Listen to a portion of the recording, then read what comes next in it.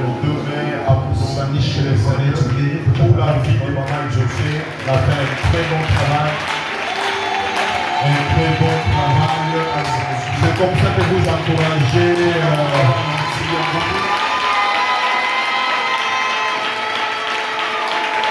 Merci maman. Amen. Alors aujourd'hui, comme je vous avais dit, que nous allons recevoir un père, un manteau, un repère,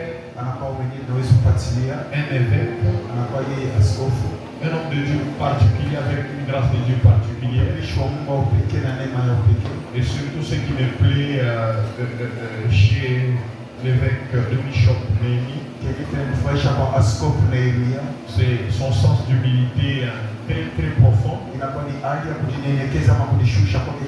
ne sommes pas de sa génération, ni moi et ses collègues. Nous sommes ses fils, ses enfants. Nous accepter de cette manière nous va vraiment droit au cœur. Je sais bien les gens de la plupart de pères de sa génération. La plupart n'acceptent pas de travailler avec la jeune génération. Mais nous, quand même, papa nous a accepté. Alors, je voudrais vraiment que vous puissiez m'aider. Pendant que nous allons, on va d'abord l'accueillir, après je vais le présenter et l'approcher. Alors je vais demander à papa de se mettre debout, on va applaudir la main au cœur, la main au cœur, la main au cœur, papa, nous voulons témoigner notre amour, et nous voulons témoigner notre attachement à votre grâce, à votre venir comme ça, cela nous montre que vous nous aimez. Et ça nous va droit au cœur, papa. Et l'église, pouvez-vous m'aider à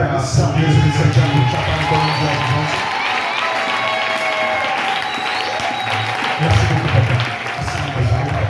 Et donc, papa Néhémie ne vit pas ici au Congo. Il vit au Canada. Il est à la tête d'une grande église. Il vit à Montréal. C'est moi qui l'a vraiment supplié. Normalement, il devait déjà être chez lui. Je lui dis, papa, pardon. Pardon vraiment. Si vous pouvez nous revenir et que votre grâce reste à l'église, ça nous sera de grandes bénéfices et d'une grande utilité. Il m'a dit, fils, je vais rester. Le voilà aujourd'hui parmi nous. Une grande joie pour moi. Alors nous serons avec lui aujourd'hui. Demain nous serons avec les prophètes, son fils biologique et spirituel aussi.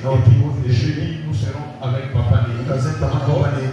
Les vendredis nous aurons les prophètes avec les églises prophétiques. Et les dimanches on termine avec papa Néhémie de 7h à 11h. Ici chez nous à Ebenezer. Et le soir à l'église de mon frère l'apôtre Greg Doula.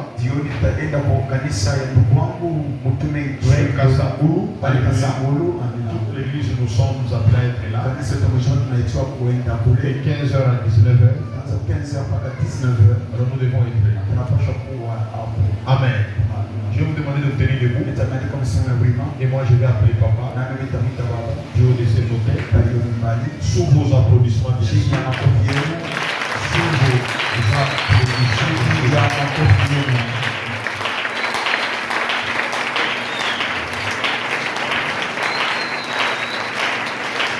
Wow.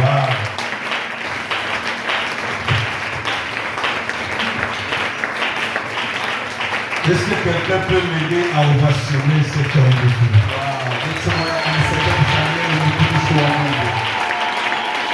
Quelqu'un peut m'aider à l'ovationner?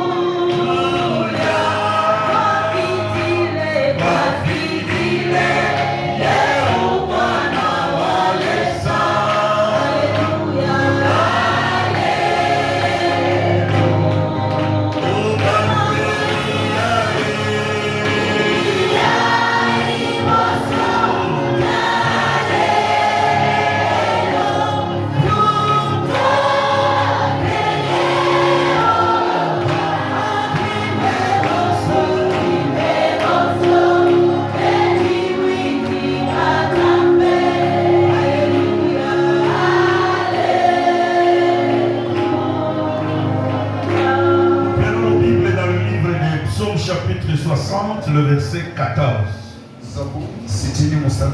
Tel que nous sommes debout, restons debout pour honorer la parole de Dieu. La Bible déclare, avec Dieu nous ferons des exploits. Il écrasera nos ennemis. Avec Dieu nous ferons des exploits. Il écrasera nos ennemis. Parole du Seigneur. Veuillez vous asseoir. Je voudrais commencer par dire merci à Dieu qui a permis que nous puissions être là encore ce soir. Et j'aimerais sincèrement remercier votre papa, le pasteur Samuel, qui m'a convaincu de changer ma date de voyage.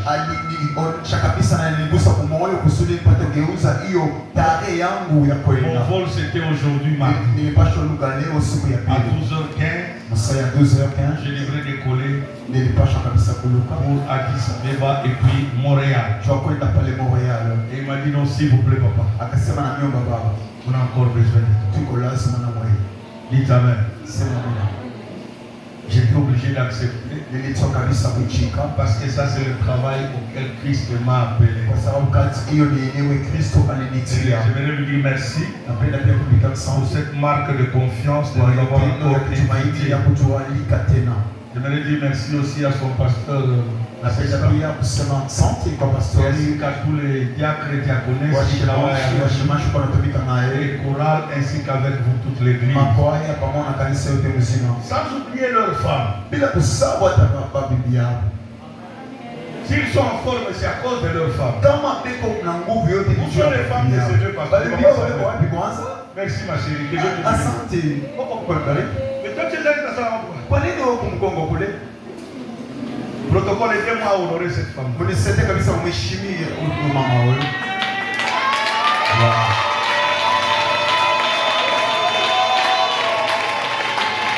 Si cet homme vous prêche avec conviction, c'est à cause de ces femmes. Moi, si je vous prêche avec conviction, c'est parce que ma femme est à genoux.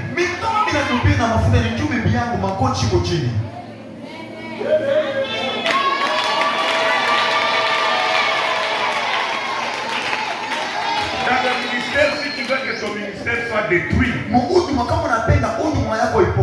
déshonore ta femme. Elle est l'instrument que le diable peut utiliser en une seconde.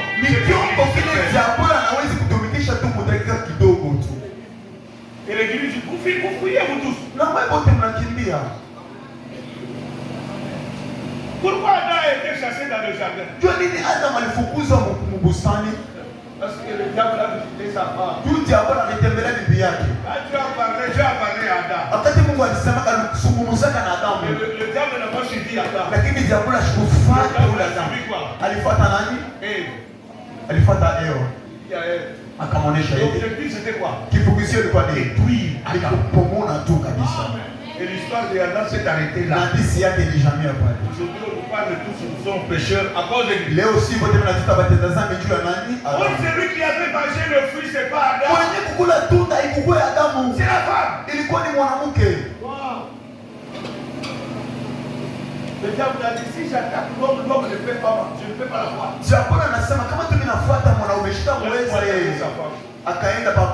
Protocole.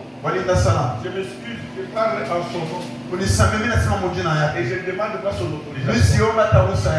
Désormais, pour les diaconesses, n'acceptez pas que les femmes de vos pères restent dans la foi.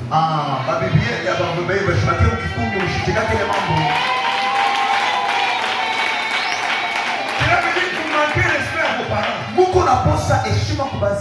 Moi, quand un fidèle vient me voir, oh papa, tu sais les choses que je ne dis pas à mon enfant.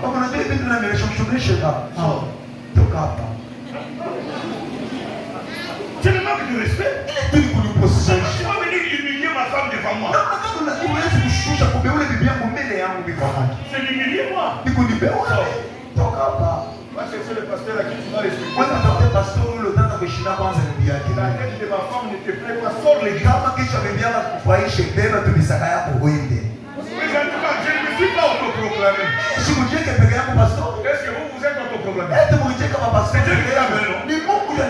Quelqu'un qui vous respecte, commence à respecter ta femme. C'est pas mon message. Laisse-moi devenir dans mon message. Excusez-moi, c'est ma tâche en tant qu'évêque. Moi, en tant qu'évêque, le travail que Dieu m'a donné, c'est de mettre l'ordre dans l'église. Surtout nos églises congolaises, où les gens qui parlent français, on ne respecte jamais les femmes des pasteurs. Avance, papa. Et ça, c'est le combat que moi j'ai. Pas seulement respecter les femmes des pasteurs. On respecte aussi jamais les hommes de Dieu. Surtout s'il a déjà fait un petit cadeau. S'il a déjà invité le pasteur à venir manger chez lui. Il veut même guider la prédication du pasteur. Chez moi, je vais te faire quoi? Je préfère rester avec deux bandits. Et la foule qui ne respecte jamais. Dieu dit, il est venu chez les siens. Et les siens ne l'ont pas reçu. À tous ceux qui l'ont reçu, c'est Jésus qui parle. Il leur a donné le pouvoir. Et il ajoute, c'est lui qui vous reçoit en qualité de. Tu veux être béni? Reçois ces hommes en qualité des hommes. Il n'aura pas à transpirer. tosha yaso. Il n'aura pas à transférer. Yeye ndo akisha tosha ta yaso. Il va dire c'est pas mon fils, soit béni. Yeye mambo yake akisema tu mwanangu La bariki. Bible dit l'onction que tu honores. Biblia inasema mafuta yenyewe unaheshimia C'est ce qui te dit. ndio inaleta kubariki.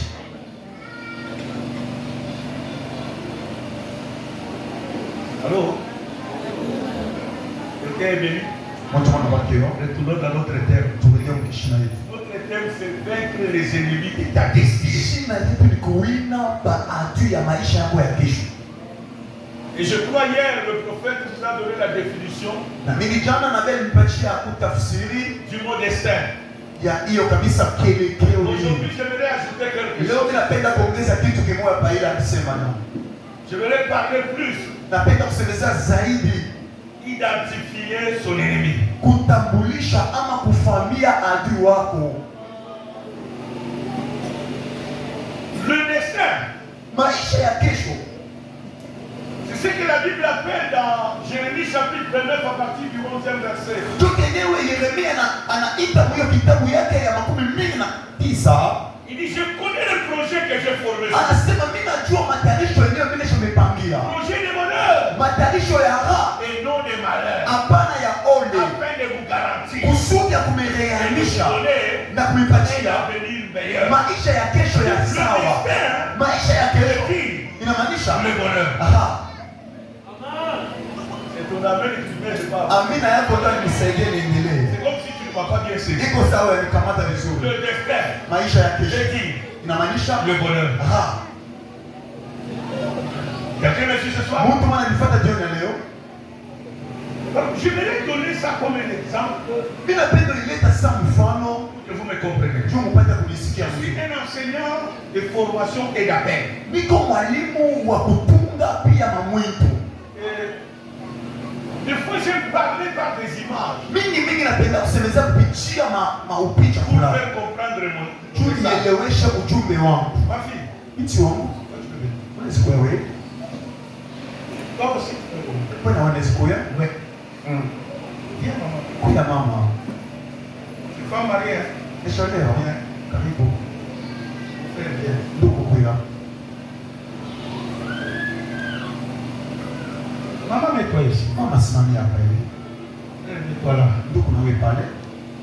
Voyez cette image ici. Unaona upicha huu? Toi tu es célibataire. Wewe uko baraka. Ok. Ça. Toi aussi célibataire. Bwana wewe baraka? Ça c'est bon. Mzuri. Est-ce que quelqu'un a les yeux pour me voir? Mtu mmoja kuna macho kusudi anione Est-ce que vizuri. vous voyez ce que je suis en train de Eti faire? unaona kile niko nafanya hapa hivi? Cette fille. Huyu binti. Comment c'est? Jina kwa nani? Hein? Cette fille, je m'en Sema jina. Rosie. Le frère de Rosie. Ndugu jina? Ah, Abraham. Abraham. Il pas le problème, je vais rester d'Abraham. Dites amen le plus fort. Sema mimi na nguvu. Il s'est marié à 75 ans. Yako waka miaka 70. Dites amen. Sema mimi na. C'est-à-dire le nom c'est Saint-Tiche na Saint-Tiche. notre sœur Saint-Tiche. Tata de Saint-Tiche. Elle est célibataire. Ni baraka. Son bonheur, c'est le mariage. Raha yake ni ndoa. Et l'homme, c'est notre frère Abraham. Bwanake kwa mfano ni ndugu wetu Ibrahim. On dit vaincre quoi? Basema kuwina nini? Nous parlons de quoi? Tunasemezea nini? Répondez-moi très fort, vaincre Mjomba quoi? na Mungu kuwina nini? Alors, toi maintenant, Sasa wewe. tu as compris que ton bonheur, c'est le mariage. Unaelewa sema raha yako iko ndoa. Mais qu'est-ce que tu dois faire? Kitu tunapaswa kufanya. Qu'est-ce qu'elle doit faire Kini tunapaswa pour kufanya. entrer dans son bonheur? Tuingie ndani ya raha yake. L'une des choses qu'elle peut, deux choses. Prenons Vitu deux choses. viwili, chukua kwanza viwili. Elle a besoin de deux choses. Eko lazima na vitu viwili. Prenez deux choses. Kitu ya kwanza C'est la vie de prière. ni maisha malombi. L'église, est-ce que quelqu'un me suit? Mtu mwanishikira. La vie de quoi? Maisha je. La deuxième des choses. Kitu ya pili anapaswa Elle a kufanya. besoin de la connaissance de la parole. Anapaswa kujua ufahamu ya neno la Mungu. Qui dit la Bible? Anasema Biblia. La Bible dit. Binasema nini? Il n'est pas bon que l'homme soit bon. Aina mzuri mume awe ke. Je lui ferai quoi? Tamfanyia nini? Sa prière Tamwambia yake. doit être. Inapaswa kuya. Où est mon Adam? Sasa Adamu wangu iko wapi? Seigneur, j'ai besoin de mon Adam. Mungu mimi napenda nimuone Adamu J'ai wangu. besoin de mon Mimi Adam. napenda nikutane na Est-ce Adamu que wangu. quelqu'un me suit ce soir? Mtu ananifuata jioni ya leo. Si elle ne prie pas, Kama shombe. Le diable va chercher quelqu'un. Il peut prendre comme notre maman. Il est marié. Des fois, il a des problèmes dans le mariage. Est-ce que quelqu'un va me suivre? Il a des problèmes quoi? Il commence à regretter. Pourquoi il s'est marié? J'ai commis l'erreur. D'accepter cet homme. Il vient à l'église aussi. Comme toi. Toi aussi tu es où? À l'église. Mais toi tu dors. Toi qui es célibataire. Le frère des fois c'est un modérateur à l'église. Et le jour qu'il modère, quand maman est en prière, Seigneur, je suis fatigué de pleurer. Cet homme-là me fait pleurer. Donne-moi, Seigneur, un frère qui te connaît. Et le frère dans la prière, quand nous allons écouter notre maman Rosie, qui va prier pour le prédicateur. Alléluia. Elle tombe sur l'occasion. Ça c'est Dieu qui me révèle. Oh Abraham! C'est le bonheur de Saint-Tiche. Parce que Saint-Tiche il est pris. Même quand on prêche, Saint-Tiche est en train de jouer avec son téléphone. Comme toi. Pendant qu'on prêche, quand tu es en train de répondre au message sur Facebook, tu regardes TikTok, tu réponds à WhatsApp, réponds. Tu feras 20 ans dans cette église. On va te donner même un diplôme de célibat. Le mariage va commencer à te passer comme ça. Même celui que Dieu avait destiné pour toi, et sera quoi? Arraché. Parce que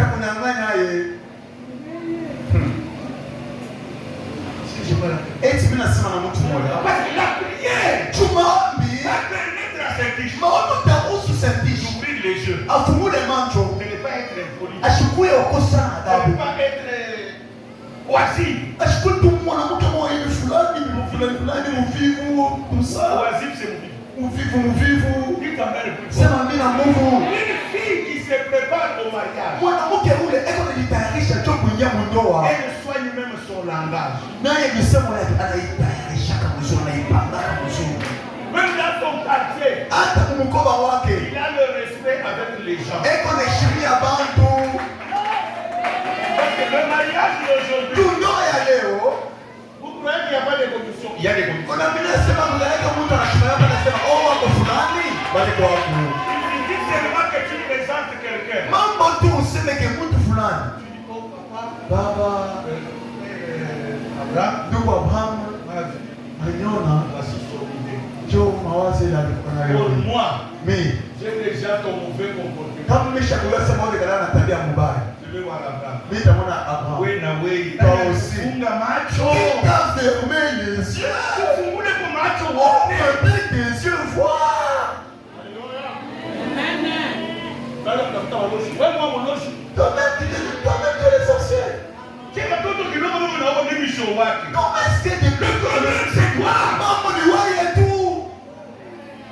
Dans le quartier, tu n'es pas respectueux. On te connaît comment tu es impoli. Tu n'as pas de respect. Tes propres parents. Éternel dit. Celle-ci même dans les mariages, never. Ça ne peut pas marcher. C'est ma mine en jour. Change ton comportement. Pratiquez chaque fois dans la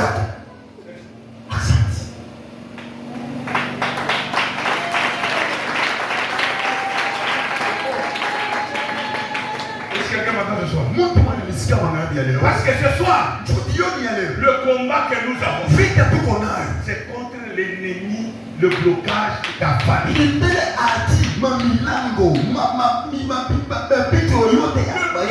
ennemi de ta vie, c'est ta propre famille. Si tu n'arrives pas à vaincre l'ennemi de ta famille, ce sera un inawezekanika l'ennemi de ta vie. ya kuwina adui wa maisha kwa kesho. Avec l'ennemi de la rue. Hata adui barabara usaweza kumuwina. Écoutez, Shika kwanza. dans le monde spirituel, Mtu ya kiroho, un sorcier d'une autre famille mulocho wa mjamaa nyingine n'a pas de droit sur ta vie ashina na nguvu ya maisha yako sans l'autorisation kama bayamuhusu de quelqu'un de ta famille. kwa mtu wa mjamaa yako.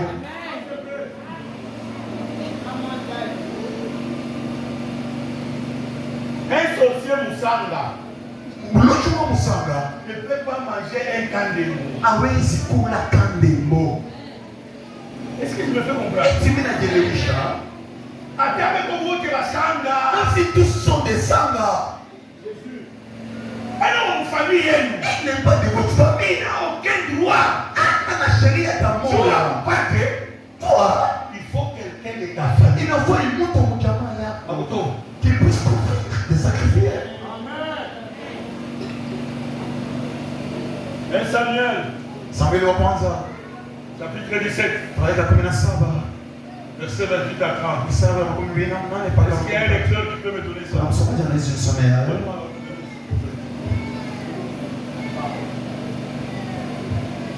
1 Samuel, chapitre 17. J'ai besoin d'un lecteur. Je n'aimerais pas que quelqu'un me dise que j'ai inventé des choses. Lis-moi ça. 1 Samuel, chapitre 17, verset 28. Attends. 1 Samuel, chapitre 17, le verset 28 à 30, je lis au nom de Jésus. Amen. Eliab, son frère aîné, qu'il avait entendu parler à ses hommes, fut enflammé de colère contre David.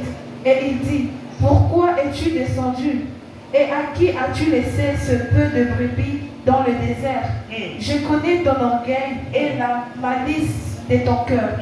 C'est pour voir la bataille que tu as descendu. David répondit, qu'ai-je donc fait? Ne puis-je pas parler ainsi?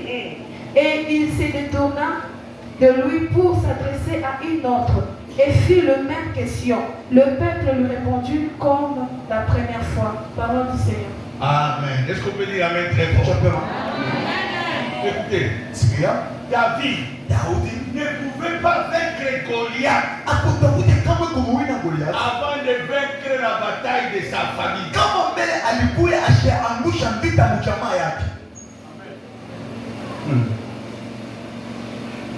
Celui qui est contre ton destin n'est autre qu'un membre de ta famille. Celui qui est contre la croissance de cette église n'est pas un sorcier d'une autre église. C'est un membre de cette église. Jésus a dit, l'homme aura pour ennemi les gens de sa propre maison. Écoutez, David, c'est un jeune garçon qui est né au milieu de beaucoup d'enfants. Il a eu la grâce de Dieu. Quand Saül a prêché l'évangile, il a envoyé le prophète Samuel dans la maison du papa de David. Et Dieu a vu dans cette maison, il y avait celui qui devait devenir roi. Laisse-moi ouvrir une parenthèse. Écoutez, dans le plan de Dieu, pour toute famille, Dieu s'est déjà choisi quelqu'un. Une seule personne qui va bénir. Et à travers cette personne, la famille sera bénie. Mais le mal, c'est quoi? Nous vivons avec des gens dans la famille qui ont les yeux fermés, les yeux aveuglés. Pourquoi il parle? Il combat celui qui est la bénédiction.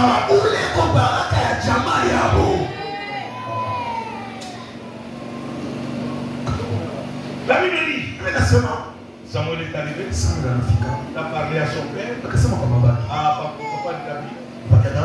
Il a fait sortir Eliab est sorti. Et quand il a vu venir, il marchait, il était beau, un galant monsieur. La Bible déclare, Samuel dit, regarde sa démarche,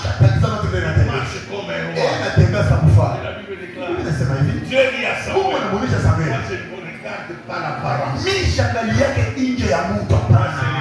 Mtu ni moyo. Aina hilo naangalia wewe. Il a pas posé la question. Il a anauliza sasa. Papa, qu'est-ce qu'il y a? Baba ni mambo gani mbele? Asa mtoto. Le prophète, tu l'as envoyé. Nabii Mungu alimtuma Poindre le roi dans cette ndio famille. mpaka ile mfalme na mwana wa jamaa yetu. Moi, je croyais que c'était toi. Niambia ni wewe. Et même lui-même croyait que Hata c'était toi. mwenyewe wasema sasa mpaka wewe. Envoyant comment tu Kwa m'as sababu tunaona mlikuwa natembea. Akasema hivi wewe. Hapana huyu ndio mfalme. Mais Dieu vient de dire, Mungu anataka kusema hivi. c'est pas toi. Haina wewe. Est-ce que j'ai pas la question? Eti nasema na mtu mmoja. Est-ce que j'ai pas la Nasema question? na mtu mmoja. Avec clair. Nasema Le deuxième est venu. wataka kuya. Samuel a dit Sasa pas. nasema hapana Le huyo. troisième est venu. Watatu. Pas. Ana huyo. Le quatrième est Wa venu. nne. Le cinquième est venu. Watano. Samuel était fatigué. Samuel alichoka. Le papa de Samuel fatigué. Babake naye anachoka. Et Samuel pose la question. Samuel anauliza. Ils sont tous sur la terre. Ama njoo watoto wetu wote bado kuonekana kanao. Mais je te sais répondre. Ndio bwana. Oui. Ndio. Mais Lakini le papa de David a oublié. babake ndio alisahau. Donc j'ai dit à quelqu'un ce soir. Mimi namuonesha mtu mmoja mangapi Dis à yake. ton voisin. Onesha kwa pembeni Je yako. ne suis pas un complément. Ai, amina. Non, je ne sais pas si quelqu'un m'entend. Comment tu m'as dit, hein? Quand tu comprends ces choses, tu les comprends pas. Baba Je suis shika. en train de dire à Mimi quelqu'un. namuonesha mtu mmoja. Sois fier. Kuwa fieri. Dis à ton voisin. Onesha kwa pembeni Je yako. ne suis pas un complément. Mimi shina kitu kile bataongeza kisha. C'est moi-même l'intéressé. Mimi ndio mwenye mambo utakuwa pale. Mais si vous m'écoutez un peu ce que je Eti dis, unanisikia mimi nasema? dis à ton voisin. Onesha kwa pembeni yako. Je ne suis pas un complément. Mimi shina tu kitu ama kimutu kile bataongeza Non, je kisha. suis moi-même Mimi l'intéressé. ndio mwenye mambo. C'est moi-même le Mwenye propriétaire. mambo ndio mie. L'homme, comment je peux l'appeler? Tendo mwitaje? Porophile Meninga. Aye mwenye filme ndio mpaka ule. L'acteur, c'est moi-même. Unaomba mimi mwenyewe. Vous savez, l'acteur ne meurt jamais. Unajua mwenyewe anafuata sinema kufake. Quel que soit le combat, Inapokuwa il vita, ne meurt jamais. yeye Et akufake. tu me dis, dis Shukrani l'acteur. kwa kuonesha mtu Tu es mmoja. l'acteur du film. Wewe ndio mwenye Tu filamu es wewe. celui que Dieu a choisi. Wewe ndio ule Mungu Tu alichakula. es celui que Dieu a choisi. Wewe ndio ule Mungu alichakula. Alors réveille-toi. Amuka kwa mbele. Son père dit, Kama tunasema mais lakini oh, en français, mkimombo quand tu parles, tu parles. kama unasema Dès que tu ajoutes mais, kama tunaongeza tu lakini tu annules tout ce que tu as dit. anashimisha vyote vile ulisema kwa mwanzo. C'est comme ça qu'on appelle, on dira. Nini tunasema? Lui,